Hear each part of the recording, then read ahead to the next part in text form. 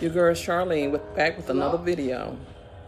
And this one is on marriage. And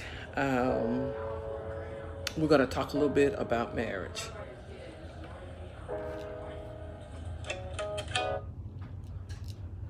Okay, so now,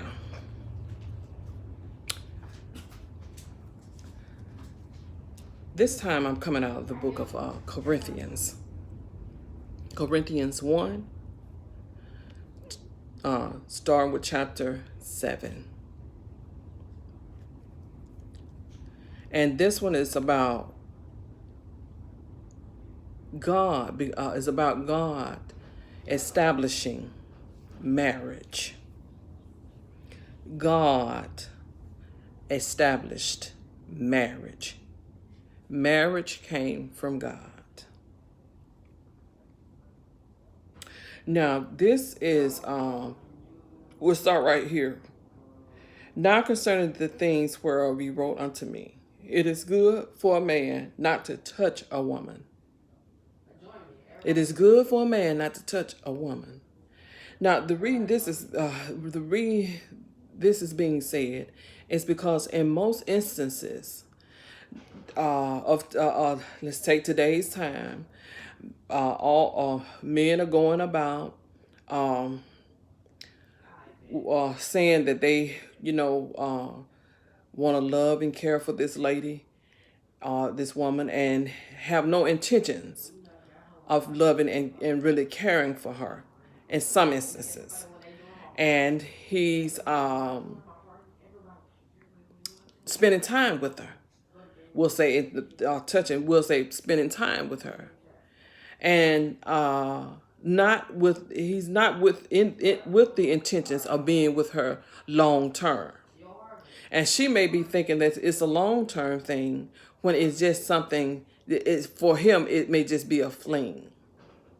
Just may be something for that particular time, in his life. And then she has gotten all in tune with him and gotten all, her emotions, intertwined with what he's saying and things like that. And he's not going to be there long term. And so he's, finessing her, and it's nothing substantial. So he's there, and when things arise, like she got to pay a bill or something like that, then he's gone, and so she's left holding the bag. So now we see where God says it's not good that a man should even touch. Don't bother her. Leave her to herself if you don't have any intentions of being with her. Nevertheless, to avoid fornication, let every man have his own wife, and let every woman have her own husband. See, fornication is is a word that let's study it. Fornication means that you're with a female or male, and you're not married to them. You have not. You all have not exchanged vows or anything like that, and you're spending time with this man or woman. You're not under the covenant of God, so it's called fornication, and that's forbidden. That's forbidden in the eyes of God. Okay, let the husband render unto the wife due benevolence, and likewise also the wife unto the husband. Due benevolence is, let's say we'll look at it like this. When it's time for intimacy, and either partner, or it might arise where one partner may not want to, for some reason another is not let's say, into it at that particular time. Well, she has she has to be into it because he is her husband, and she is supposed to, and that her whole whatever needs that arise with him, she's supposed to meet his needs. His needs should be met. Same, even if the husband feel as though he don't want to, do anything that particular day or night or whatever. Well, he has no power over his body, so he is supposed to do benevolence unto her. He cannot withhold it, nor can she. Because see, we'll read that again. The wife has not power over her body, but the husband. Okay, the wife has not power over her body, but the husband, and likewise also the husband has not power over his own body, but the wife.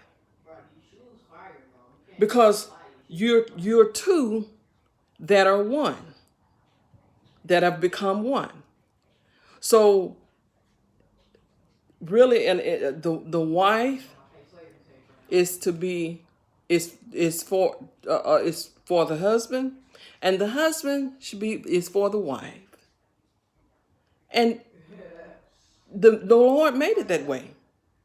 Your body is his, and his body is yours. So he cannot deny you anything, nor can she. So when it's time, it's time. Defraud ye not one the other, except it be with consent of time, that you may give yourself to fasting and praying. And see, okay, there is a time when the wife can deny the husband. There is a time when the husband can deny the wife. And this is only through fasting and praying. Through fasting and praying, and that's to be, respected, because when the husband or the wife is going before God, God honors that. He honors the prayer life, the fasting and praying. That's the only time that the wife or the husband can withhold, through fasting and our prayer. And in other form, and in see, any other way where they're withholding, or the husband or wife is withholding, that's called defrauding. See. So when you say you married, there's a lot in that. It's just not, so you not just two people getting together. It's deeper than that. It's a little deeper than that. But I speak this by permission. Okay, now I'm going a little bit too fast. I got to stop for a minute here, because I got to get back to this chapter 5. Defraud ye not one the other, except it be with consent for a time, that you may give yourself to fasting and prayer, and come together again, that Satan tempt you not for your inconsistency. Okay, so see, there's more ways to come back together again. Because when you're fasting and praying, you're in the presence. You're getting in the presence of God. You're in God's presence. And so the husband or the wife is waiting for that time when you have been released from God to come back back to the union. And see, God said, go on back. Get back together, so that the devil won't get in there. Man sitting over here to himself and ain't got no lady right on his side, wondering where the wife is. And here comes Jezebel, and Jezebel coming in talking about something. Why you alone? And different things like that. So you don't want Jezebel in your marriage. Jezebel can be woman or man. A man can be Jezebel and a woman can be Jezebel. So you don't want either. So you want to come on back together in marriage, and in love, in love with each other, to bring your union back together, to keep the devil out of it. But I speak this by permission and not of commandment. For I would that all men were even as I. See, so right here we hear Paul speaking. See, he wished that everybody was just like him, just fine by themselves,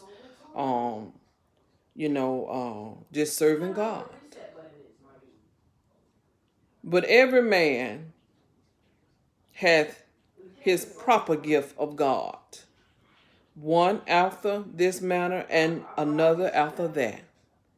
So if you see, everybody can't be Paul and just be a servant of God and not even be concerned about marriage or relationships or things like that. His whole complete mission and on earth is to be a servant of God and do the things that he commands him to do.